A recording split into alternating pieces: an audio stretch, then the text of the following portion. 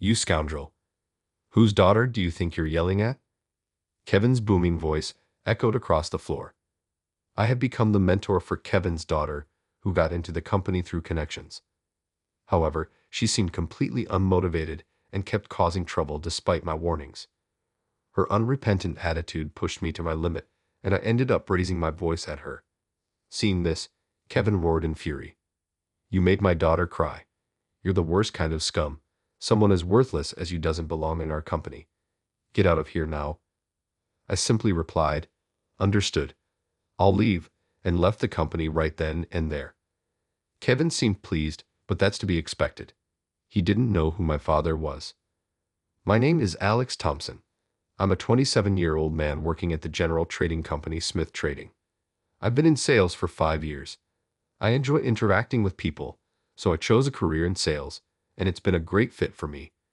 In my role, I meet various clients, which provides many opportunities to interact with different people, making my work enjoyable. Our company is quite sizable and is well known in the industry for its comprehensive employee benefits, making it a reputable workplace. The staff is generally good-natured, and it's rare to find anyone unpleasant. I have grown so attached to this company that I wanted to spend my entire career here. The new fiscal year had arrived, and with it, the season for new employees to join. By my 5th year in the workforce, I had gained quite a few juniors. On this day, my manager John assigned me the role of mentor to a newcomer. I'm counting on you. I believe you can do it, and I'll support you. Let's do our best, John encouraged, boosting my motivation. All right, let's give it my all, I responded. Everyone, how are you? Said Kevin Johnson, the company's executive vice president, as he appeared. Kevin, how are you? John and everyone else in the department greeted him. Then a woman appeared behind Kevin. Her eyeshadow was blue, her eyelashes were perfect, and her lips were so shiny you'd think she had just eaten fried chicken. A classic question that almost slipped out. Well, that must be lip gloss. Her nails were incredible. They were extremely flashy, so long and sparkly they could grab coins as small as a penny, adorned with pearls and such. She definitely had the look of a modern girl. I was wondering who she was when Kevin said, This is my daughter Megan. She's one of this year's new recruits and will be joining this department. Who's in charge of training her? Yes, we were thinking of having Alex take care of it, John replied. Is that so? Is that so? Kevin asked, and John responded with, Yes, that would be me, as I raised my right hand. Kevin patted my shoulder and said, Oh, you? Then please take good care of my daughter. Very good care. And with a "see-you," he left the department. He said very good care twice. I guess that means something. As for Megan, Kevin's daughter, she was nonchalantly playing with her flashy nails, looking completely uninterested. Well, she is a new employee after all. Megan, could you introduce yourself? John asked somewhat hesitantly. She replied with just, I'm Megan, 20 years old, and left it at that. Is that all? The whole department must have been thinking the same as the room felt eerily silent. Anyway, I'm Alex, your mentor. Looking forward to working with you, I said to Megan. She responded with a yeah, and began to fiddle with her hair. Is she really going to be okay? I couldn't help but feel anxious. My worries proved to be well-founded, as Megan showed an extreme lack of enthusiasm for her work.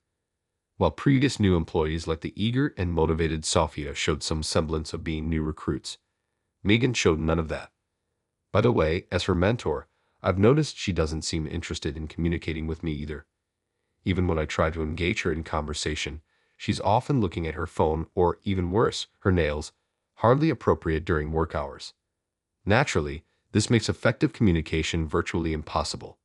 Is she perhaps not comfortable with verbal communication?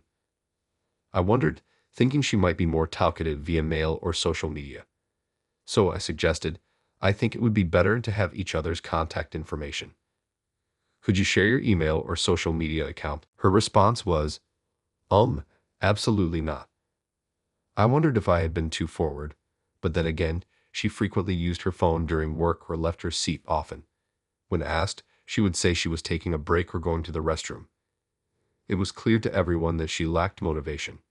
Where on earth did she leave her enthusiasm? She would complete the tasks I assigned, but without a finished report from Megan, I had no way of knowing if she had actually completed them, leading to unnecessary double-checking. Megan, if you report when you're done, it makes it easier to check. Isn't it unnecessary since you'll check afterward anyway? She retorted. I thought reporting was essential, but it seemed futile to argue. Despite this, Megan's writing was meticulous, and she could complete paperwork at a decent pace, suggesting she was capable when she wanted to be. It was just that she chose not to. As Megan continued to be a source of trouble for me, days went by and work didn't stop. Today was a day to visit our client. We've had a long-standing relationship with this company, and I had been introduced to them as a new employee myself. Since then, I took over from my senior and have maintained a good relationship with them. I'm even on friendly terms with David, our contact there outside of work. When I mentioned to Megan that we were going to greet a client, she looked visibly annoyed. It's all part of the experience. I somehow managed to persuade her before we headed to the client location. We were shown to the usual meeting room, and Megan was fiddling with her phone while we waited. Megan, you might want to stop that. I started just as David entered the room. Alex, thanks as always for your help. Really appreciate it. David, the pleasure is all ours. Today I've brought a new recruit with me. I encouraged Megan to introduce herself. Oh, a lady this time. David seemed relieved, waiting for her introduction. Megan looked up from her phone and said simply, I'm Megan, then immediately looked back down. That's it. Really, that's it. David glanced at me as if to say, is that all? Don't look at me. Megan, is that all for the introduction? Yes, it is. But before we left, I mentioned that I wanted you to talk to him about that matter and to hand over the documents, right? Oh, I forgot what I was supposed to talk about. And the documents you want me to hand over are in my bag, so just take them out yourself. As for that matter, if you remember, you can talk about it. But I asked you to handle it. Well, now I'm asking you, so please take care of it, she said, starting to fiddle with her nails again. David and I were left speechless again. We exchanged glances in silence, both apologetic. I'm truly sorry, David. In the end, I handled all the discussions with David, making Megan's presence there pointless. On our way out, David sympathized. Seems like you're having a tough time with the new recruit training. Just as well it was me this time. I sensed some criticism in his words. This was clearly causing inconvenience to our clients as well, and I realized I might need to have a serious talk with Megan again. As we returned to the office, it was almost closing time. But since we had been visiting the client, I needed to submit a report. Overtime isn't ideal, but it's easier to write the report on the same day while the discussion is still fresh in mind. Megan, I need to write the report now, so could you stay a little longer? No, the working hours are over, so I'm going home. Goodbye. With that, Megan really just left the department before I could even speak. That was it. Everyone in the department was taken aback by her behavior. As expected, Megan's attitude was poor, and even after returning home, I continued to feel disgusted. People around me even asked, "Did you get angry?" Even I, who thought so, was quite upset. With those feelings, I came to work the next day to explain to Megan how to prepare the report. Despite her attitude, Megan does show up for work every day. I've heard that her father, Kevin, brings her along, but I decided to address yesterday's behavior as well and said, Megan, your attitude towards David yesterday was unacceptable. He's someone we've relied on for many years, so he didn't say anything. But it wouldn't have been tolerated if it were someone else. Oh well, I didn't get scolded, so it's probably fine, right? It's not about that. It's about how that attitude won't be acceptable elsewhere. What if someone treated you the same way? I wouldn't care, she responded casually. Her response left me muttering, that's not good at all. Our attitude can lead to contracts being terminated. We have to be professional in our roles. I tried to explain, but she just laughed it off as an exaggeration. My patience was wearing thin. Megan, with that attitude and mindset, you might not be able to continue in this company. Then you should just fire me, she said, standing up and leaving the department. In today's times, it's not that easy to just fire someone, right? Was she aware of this when she spoke? While Megan was away, I decided to consult John about her. John was completely on guard the moment I approached, as if to say, what are you talking about? But I've had enough. I stood in front of John and said, John, don't you think Megan's attitude is a bit much, both as a working adult and as a new employee? However, John's response was a smile and, well, haha, I mean, she is Kevin's daughter after all. Just bear with it a little longer.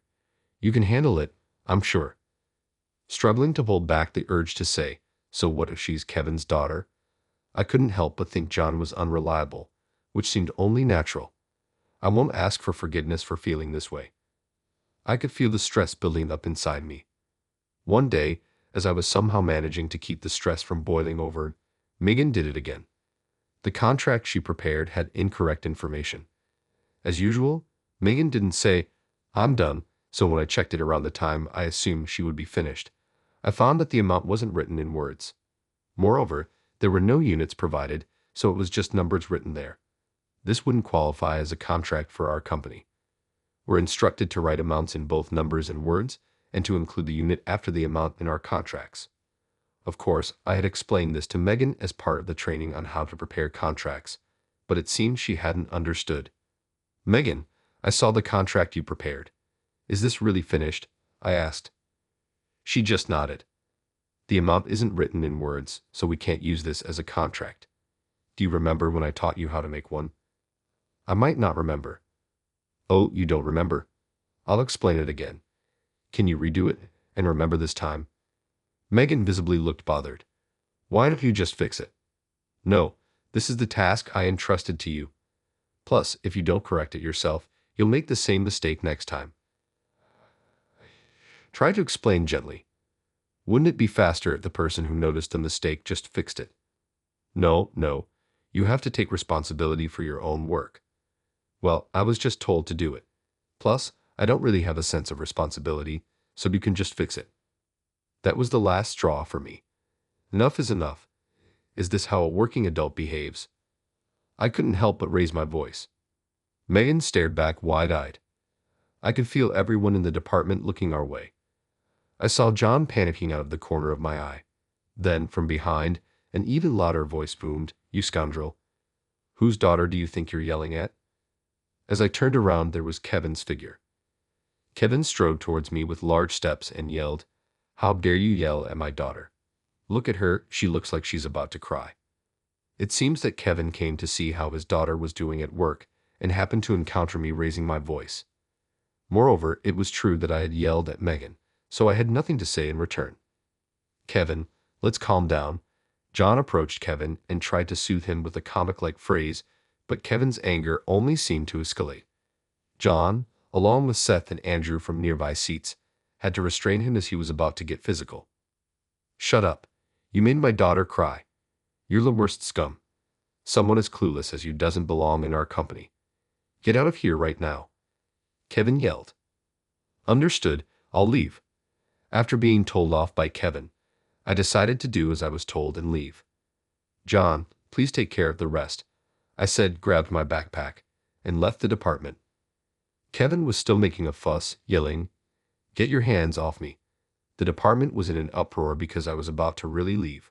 But at this point, I didn't care anymore. As I was leaving, I saw Megan. Instead of looking like she was about to cry, her face was pale, and our eyes met.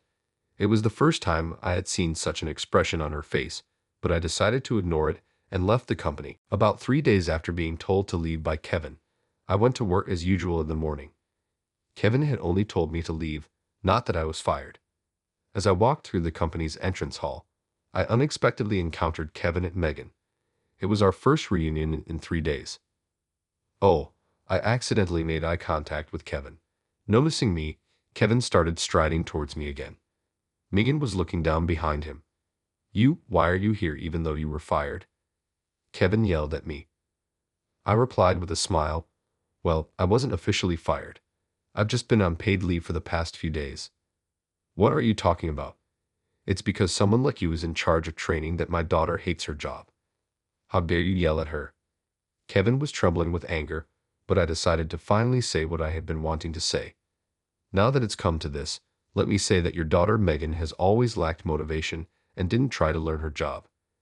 She never used polite language with anyone and acted as if she wanted to be fired. Maybe she wanted to quit from the beginning. How could that be? The reason Megan is depressed and has no energy is all, all your fault, Kevin stammered. When there's an angry person in front of me, I somehow become calm, which I think is a common experience. That's exactly how I feel right now. This person wants to blame everything on me. He even said all 3 times. Really, what kind of upbringing leads to someone like you? I'd like to see the face of such a parent. I wondered what would happen if I said, then what kind of upbringing led to Megan turning out this way? As I looked at Kevin with a cold gaze, I heard a voice saying, "Ah, so you're here." When I looked towards the voice, it was the president and chairman of Smith Commerce, Mr. Smith. "Mr. Smith, good morning." Kevin straightened up immediately. Even someone like Kevin couldn't stand up to Mr. Smith. However, Mr. Smith ignored Kevin and spoke to me. "I'd heard you were coming to work, but I couldn't find you anywhere. I told you we'd go together by car. I asked around, and no one knew where my son was. Well, it's overwhelming how many people wouldn't know where your son is if you asked. I was just caught up in a conversation here." Caught up in a conversation. It didn't seem like that. Mr. Smith glanced sharply at Kevin. "Kevin, you seem to be quite authoritative. Did this kid do something? I heard something about wanting to see a parent's face." "Exactly. This Alex was in charge of my daughter's training, and he yelled at her. I really want to see the face of whoever raised him," Kevin said defiantly. Then Mr. Smith said, "If you want to see his parent's face, it's right in front of you. This kid is my son, so I am the father. That means the parent's face is mine." Saying that, Mr. Smith smiled warmly. "Indeed, as my father standing beside me said, I am the real son of Mr. Smith. There's a reason my surname is different from my father's. It's because my parents are in a common law marriage. In other words, my parents are not legally married, and there's certainly a reason for that too. The reason for this is because my mom always cherished her freedom and didn't want to be tied down by anything. My mom, a designer who traveled the world for her job, always referred to it as her calling. She is still active in her career, and her brand Marin is featured in the Paris collection every year. Even when she met my dad and they discussed marriage, the idea of quitting her job was unthinkable for her. In fact, she almost broke up with my dad, saying, "I like you, but if I become a housewife, I won't be able to work." However, not wanting to lose her, my dad proposed, "Let's get married without you having to quit your job." But she further troubled him by saying, "Then I'll become a corporate president's wife, won't I? That's too high a position, and it will interfere with my work." After many discussions, they settled on a common law marriage instead of an official one. This story was a frequent tale from my parents since I was little, and I must have heard it hundreds of times. Each time, my mom would smirk and say, "Dramatic, isn't it?" When I was born, my mom had custody, and my dad acknowledged me as his son. Though my mom died and I lived apart, I believe we still had a strong family bond. My dad took full responsibility for my financial support, including my education. It was a somewhat unique family situation, but it felt normal to me, and I was still happy with it. Growing up, I was aware that having parents who were a world-renowned designer and a company president was impressive. As a kid, I often traveled the world with my mom. Being the son of a company president, I was frequently referred to as the president's son. However, this led to people discounting my efforts, assuming my dad was pulling strings, or saying, "Of course, with parents like yours, you're bound to be great." I hated being called a beneficiary of nepotism. At some point, I began hiding my parents' occupations and status, saying, "My parents are just a regular salaried worker and a homemaker." Joining my father's company was not due to nepotism. It was my own merit. Initially, I had no intention of applying to Smith Trading and planned to apply to another company. But the Career Center at my university insisted, "With your capabilities, you should definitely apply to Smith Trading." Smith Trading is a highly popular company among students, always ranking high in employment company rankings. I tried to decline politely, saying, "I'd rather not," but the Career Center pushed, "It's Smith Trading, just apply, that's all." So I ended up applying for a sales position there. I didn't expect to get in and went to the interview without telling my parents, only to be surprised by my acceptance. Since I have a different last name from my father, I'd assumed no one at the company knew I was the son of Mr. Smith. After all, I hadn't told either of my parents. Does that mean I got in on my own merit? I remember feeling ecstatic. Later, I discreetly asked the HR person, and it turns out my ability to speak 4 languages was a decisive factor. Indeed, during the interview, they were surprised enough to ask, "Why didn't you become an interpreter?" This was thanks to my mom taking me around the world from a young age. Thanks to her, I developed an interest in foreign languages and had a reason to study them. Thank you, Mom. And so I decided to join Smith Trading. I met my father for the first time at the company's entrance ceremony. I wanted to surprise my parents, so I desperately kept my job offer a secret. When my father spotted me at the ceremony, he was so shocked it made me laugh. After it ended, he came up to me and excitedly asked, "Alex, you're working here." I had no idea. What do you think? What a position. I hadn't expected him to ask in such a casual manner, so I immediately replied, "Please, let's not go there." When I said, "If people find out I'm your son, it'll make work difficult, and I want to earn my position as Dad's right-hand man on my own merit," my father understood and agreed. "We're looking forward to seeing your capabilities," he said, and our relationship remained undisclosed. Anyway, there's rarely any interaction between a new employee and the president and chairman of the company. 5 years have passed since I joined the company, and my parents continued their careers in a common law marriage. Recently, my father was diagnosed with cancer. When he received the diagnosis, he called my mom and me for a rare family gathering. My father, now weakened by the news, muttered, "I'll be leaving this world alone." "What are you talking about? We're a family. You're not alone," I said. My mom added, "Exactly, we've been a family for years even without a marriage certificate." "However," he murmured, "but in a common law marriage, we're not legally family, and it might be difficult to even visit me. Then I'll be alone." While I wondered if that could really be the case, I did recall hearing that common law marriages aren't legally recognized as family. So in hospitals, one can't sign consent for surgery or receive explanations about a patient's condition. A deep sigh from Dad. It was clear from his demeanor that something was off. Seeing Dad like this seemed to have made up Mom's mind. "All right, let's get married officially. I'm not so heartless as to leave you to battle cancer alone," my mother said. And so, my parents ended their long-term common law marriage and became officially married.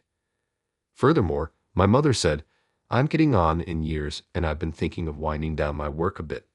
I've decided to move my base of operations here." Dad perked up at this and said loudly, "Then let's live together." My mother also agreed, saying, "Well, it can't be helped." Thus, after about 30 years, my parents started living together. After that, Dad was over the moon and had been in high spirits every day. Having been living on my own since graduating from college, I decided to move in with my parents, taking this as an opportunity. I hadn't asked how long Dad had left, but I thought it would be nice if this helped him draw up a bit, and spending family time together towards the end wouldn't be too bad. While preparing to live together after getting married, we went to hear about the surgery for Dad's cancer, and there we heard something unexpected. Turns out, Dad's cancer was stage 1, early-stage gastric cancer, something that could be easily removed with endoscopic surgery. The possibility of metastasis and recurrence was extremely low, and it wasn't immediately life-threatening. He had already been informed and had given his consent for the endoscopic surgery. Hearing this, Mom was fuming, saying, "That man, he tricked me." While I felt deceived as well, seeing Dad so happy living with Mom, and Mom seemingly enjoying their time together, made me think that maybe this was for the best. It was quite a forceful move, though, but I hadn't realized Dad was such a strategist. I guess that's quite the skill. After getting married, Dad was ecstatic, telling everyone, "I finally get to live with my family." Only I knew that the joyous skips Mr. Smith made through the office, which sparked rumors of great company performance, were actually because he was overjoyed about finally living with Mom. The reason I took 3 days off was to move into the new family home. I had properly taken leave after discussing it with John, then speaking to Kevin as if advising him. Dad said, "I might not be one to talk, but it seems you are quite the doting parent, aren't you? I can understand valuing your own child highly, but making such a unilateral decision to fire someone is a bit much, isn't it? You shouldn't have that level of authority in personal decisions, even as a vice president." At Dad's words, Kevin was at a loss for words. Then, looking at Megan, who was standing behind Kevin with her head down, Dad said, Kevin's daughter, was it, Megan? She looked up as if startled. Do you have anything you want to say? Now's the time to speak up if you do. When spoken to so kindly, Megan seemed a bit troubled at first. But then, as if making up her mind, she lifted her face. I really wanted to be an actress. I was part of a theater troupe and was chasing that dream. But my dad didn't understand and kept saying to quit the nonsensical troupe and stop chasing silly dreams. I didn't want to give up on acting, so I kept at it. But then he started harassing the troupe. After repeatedly asking him to stop, he said, "Quit that ridiculous troupe and join our company, and I'll stop." So I had no choice but to quit. I joined a company, but I thought if I got fired, I could pursue acting again. So I wanted to be fired quickly. So you were intentionally underperforming, Megan said, looking uncomfortable. Kevin then yelled, "Are you still saying that? Stop chasing such foolish dreams. You just need to listen to what your parents, say." Mr. Smith calmly interjected, "I understand how you feel. We're parents after all. We don't want our children to take up an unstable job like acting. And I understand why you took such drastic measures. If they don't give up, if my son said the same, I might do the same. But children aren't our possessions. I understand your concern and care, Kevin, but I think the way you're protecting her is wrong. Megan is already 20 and should take responsibility for her own life." Mr. Smith spoke firmly yet in a manner that seemed to advise Kevin. Kevin was left speechless. Finally, Mr. Smith said, "Kevin and Megan, you're both on house arrest for the next 3 days. Use this time to have a proper discussion." Then he added, "I've got a meeting to attend now. See you." Alex left. I was thinking I should head to my department soon, but before that, I felt I needed to say something to Megan. I understand your situation, but you realize what you did isn't acceptable as a working adult, right? If you wanted to be fired, there could have been another way. I'm sorry, she was able to apologize properly. I want you to apologize not just to me but to other colleagues, John and our clients, especially David. I'll go and apologize, Megan said earnestly. All right, please do. I had suspected that you might have been intentionally underperforming. Your paperwork was actually done quickly, and you were quick to learn other tasks. By the way, Megan, is pursuing your dream of acting something that can't be balanced with work? Huh? Megan was taken aback by my question. I mean, if you were pretending to be bad at your job, doesn't that mean you could also do the opposite? I've heard it's common for actors to have a separate day job. Maybe it's something you could do too. It's just my personal opinion, but I hope you'll consider it. I'm not sure how much my words resonated with her or what she'll decide to do, but I hope Megan finds a path that she's truly satisfied with. As I head to my department after the 3-day house arrest, Megan returned to work with a clear and bright expression. She declared, "I've had many serious discussions with my parents. I'll balance my dream and my job." Moreover, she apologized to me, saying, "I'm truly sorry for everything. I'll work hard from now on, so please guide me again." Afterward, Megan went around apologizing to everyone in our department and others. She's planning to apologize to David tomorrow. She's already made an appointment. I'm planning to accompany her. She also managed to return to her theater troupe and plans to participate in their activities after work and on weekends. Things might get a bit hectic, but since I've had the opportunity to join this company, I'll do my best, Megan said, looking more vibrant than before. Kevin also apologized to me directly, saying, "I'm sorry." And it seems the discussions within the Johnson family led Kevin to realize he had been too overprotective. After hearing Mr. Smith's words, they decided to give each other some space. Megan, who had been living at home, decided to start living on her own, while Kevin offered to transfer to a subsidiary company. Kevin's transfer was approved, and he moved to the subsidiary within a week. Megan is currently looking for a place to live. Every time I come home, I'm greeted with "How was your day?" which makes me think I'll be getting daily calls if I start living alone, she said with a laugh. In fact, I've started receiving daily emails from Kevin asking, "How's Megan's work going?" But I'm thinking of keeping that to myself. I personally find it rewarding to see Megan grow day by day in her role. It's gratifying to teach someone eager to learn, and somewhat troublingly, it's become common knowledge in the company that I'm the son of Mr. Smith. Changing my surname from Anderson to Smith might have contributed to that.